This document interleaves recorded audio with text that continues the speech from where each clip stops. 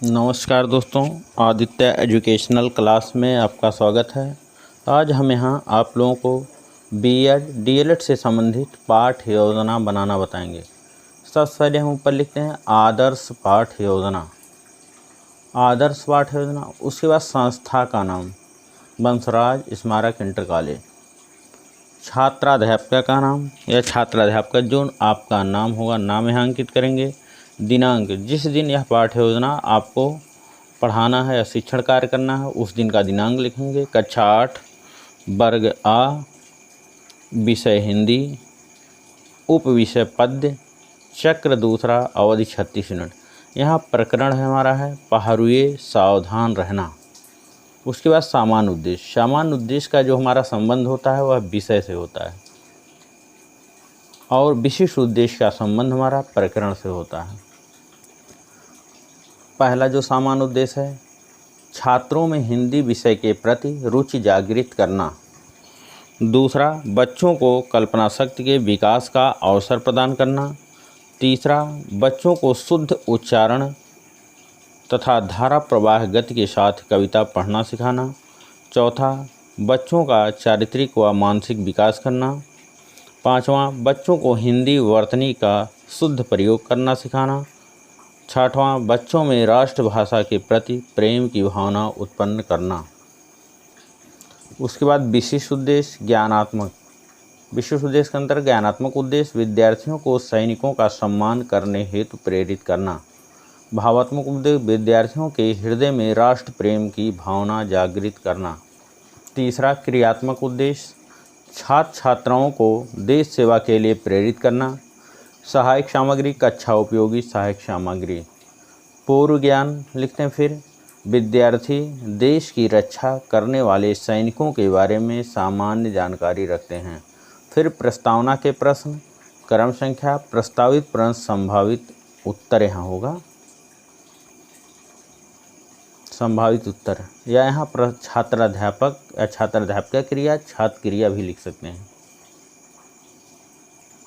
अब यहाँ प्रस्तावना का पहला प्रश्न, भारत देश कब स्वतंत्र हुआ?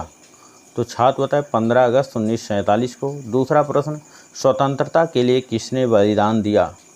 तो छात्र बताते हैं शहीदों और क्रांतिकारियों ने। तीसरा प्रश्न, सीमा पर देश की रक्षा कौन करता है? तो सीमा पर देश की रक्षा सैनिक करते हैं। चौथा प्रश्न, आपकी पुस्तक में सेवा व सुरक्षा संबंधी कौन सा पाठ है? तो छात्र बताए पहरुए सावधान रहना। अब पांचवा प्रश्न, पहरुए सावधान रहना नामक पाठ से आप क्या समझते हैं? अब ये समस्यात्मक प्रश्न हो जाता है, यहाँ विस्तृत हो जाता है। उद्देश्य कथन उसके बाद लिखते हैं, बच्चों आज हम लोग गिरिजा कुमार माथुर द्वारा रचित कविता पहरुए सावधान रहना का अध्ययन अध्यापन करेंगे।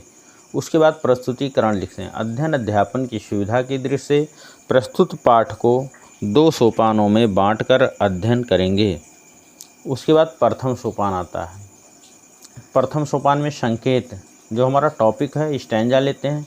आज की जीत की रात, खाली स्थान ... सावधान रहना। उसके बाद आदर्श वाचन लिखें। छात्राध्यापिका कक्षा में खड़ी होकर उचित आरोह अवरोह के साथ प्रस्तुत पाठ का आदर्श वाचन करेंगी। मतलब जो ये स्टैंजा है इसको छात्राध्यापिका उसको पढ़ेंगी, वही आदर्श वाचन हो जाता है। उसके बाद अनुकरण वाचन। छात्राध्यापिका कुछ छात्रों से प्रस्तुत पाठ का अनुकरण वाचन कराएंगी।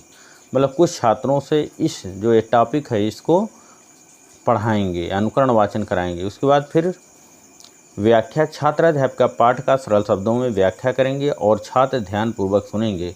उसके बाद कठिन निवारण के शब्द, मतलब अनुकरण वाचन कराने के बाद जो है उस पाठ की व्याख्या करते हुए कठिन शब्दों का निवारण करें। जो मीनिंग होगा, कठिन शब्द होगा, उसको यहाँ पर लिखेंगे। शब्द अर्थ, पहरुए माने पहरेदार या देश के रक्षक, देश के रक्षक या सीमा के प्रहरी। अचल माने अटल या अडिग। मंजिल माने पड़ाव। मंथन माने जनता द्वारा किए गए आंदोलन। रत्न हिलोर माने रत्न से भरी जल तरंग। मुक्ता माने मोती। उसके बाद मौन वाचन फिर लिखते हैं। मतलब यहाँ छात्राध्यापिका द्वारा व्याख्या कर दिया है, कठिन शब्दों का मीनिंग मतलब उसका अर्थ पूरा बता दिया था। उसके बाद मौन वाचन, छात्राध्यापिका छात्रों को मौन वाचन का निर्देश देंगी और स्वयं घूम घूम कर कक्षा कार्य का निरीक्षण करेंगी। फिर विचार विश्लेषण के प्रश्न, विचार विश्लेषण के प्रश्न, इसको मूल्यांकन के प्रश्न भी हम कह सकते हैं कि जो पढ़ाया हुआ पाठ मौन वाचन के बाद जो है इसमें से प्रश्न पूछे जाते हैं। जैसे प्रस्तुत कविता किस कवि द्वारा रचित है। दूसरा प्रश्न, प्रस्तुत कविता में कवि ने किसको सावधान रहने का संदेश दिया है। तीसरा प्रश्न, ले युग की पतवार किसके लिए कहा गया है। उसके बाद द्वितीय सोपान शुरू होता है। यहाँ जो संकेत है, विषम श्रृंखलाएं टूटी हैं, खाली स्थान या डॉट डॉट, पहरुए सावधान रहना। फिर आदर्श वाचन, छात्राध्यापिका कक्षा में खड़ी होकर प्रस्तुत पाठ का उचित आरोह अवरोह के आदर्श वाचन करेंगी। फिर अनुकरण वाचन, छात्राध्यापिका कुछ छात्रों से पाठ का अनुकरण वाचन कराएंगी। फिर व्याख्या लिखते हैं, छात्राध्यापिका पाठ का सरल शब्दों में व्याख्या करेंगी और छात्र ध्यानपूर्वक सुनेंगे। कठिन निवारण के शब्द, मतलब यहाँ व्याख्या करते हुए कठिन शब्दों का निवारण करें। जो कठिन शब्द होंगे उसकी मीनिंग लिखेंगे। जैसे यहाँ लिखा, शब्द अर्थ, प्रभंजन माने प्रचंड हवाएं, दीप्तिमान माने क्रांतिमय शोभामय, मशाल माने ऐसी लकड़ी या लोहे की छड़ जिसके एक सिरे रोशनी हेतु कपड़ा लपेटा हो। उसके बाद मौन वाचन, छात्राध्यापिका छात्रों को मौन वाचन का निर्देश देंगी और स्वयं घूम घूम कर कक्षा कार्य का निरीक्षण करेंगी। कि मतलब छात्र शांतपूर्वक पढ़ रहे हैं कि नहीं उसका निरीक्षण करेंगी। उसके बाद विचार विश्लेषण के प्रश्न। पहला प्रश्न, पराधीनता के समय परिस्थितियां कैसी थीं। दूसरा, किसकी तरह दीप्तिमान होने को कहा गया है। तीसरा, विषम का विलोम शब्द बताइए। उसके बाद पुनरावृत्त के प्रश्न। पहला प्रश्न, पहरुए सावधान रहना नामक कविता किस कवि द्वारा रचित है। दूसरा, प्रस्तुत कविता के माध्यम से कवि ने किसको सावधान रहने के लिए प्रेरित किया है। तीसरा, पराधीनता के समय परिस्थितियां कैसी थीं। उसके बाद गृह कार्य दे दिया जाता है कि बच्चे इसको घर से लिख करके लाएंगे। गृह कार्य के अंतर्गत, बच्चों आप सभी को पहरुए सावधान रहना नामक कविता का अर्थ याद करके आना है।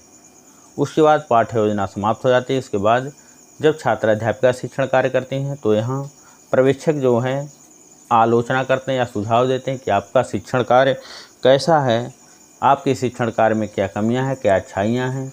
यहाँ कमेंट नीचे लिख दिए जाते हैं जिससे छात्राध्यापिका छात्राध्यापक भविष्य में इसको देख करके अपने शिक्षण कार्य में सुधार कर सकें। Thank you class. दोस्तों, ये वीडियो आपको अच्छा लगे तो इसको लाइक कीजिएगा, सब्सक्राइब कीजिएगा, अपने दोस्तों में शेयर अवश्य कीजिएगा। धन्यवाद।